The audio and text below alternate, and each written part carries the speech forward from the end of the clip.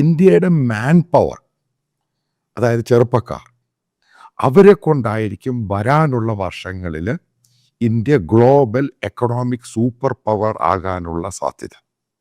അതായത് റിച്ച് ആകാൻ, ഇന്ത്യ എന്ന് പറഞ്ഞ രാജ്യം സാമ്പത്തികമായി റിച്ച് ആകണമെന്നുണ്ടെങ്കിൽ ഈ ചെറുപ്പക്കാർ മുഖാന്തരമാണ് അതുണ്ടാകാൻ സാധ്യത.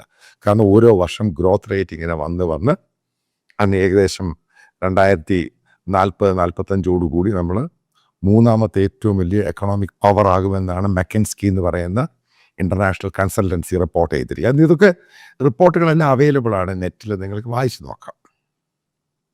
പക്ഷേ ഇപ്രാവശ്യം ഇറങ്ങിയ ദ എക്കണോമിസ്റ്റ് എന്ന് പറഞ്ഞ ഗ്ലോബലി ഏറ്റവും റിനൗൺഡ് ആയിട്ടുള്ള മാഗസിൻ, ഏറ്റവും ക്രെഡിബിൾ മാഗസിനാണ് ദ എക്കണോമിസ്റ്റ് എന്ന് പറയുന്നത്.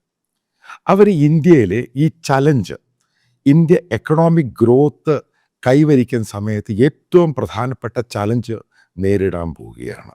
അത് ഡാറ്റ ഉൾപ്പെടെയാണ് മുഴുവനും കാര്യങ്ങൾ വരുന്നത്. അതിനകത്ത് ഏറ്റവും പ്രധാനമായിട്ട് പറയുന്നത് 2020 മുതൽ 2023 വരെ ഇന്ത്യയുടെ പോപ്പുലേഷൻ ഷാർപ്പായിട്ട് ഡിക്ലൈൻ ചെയ്തു.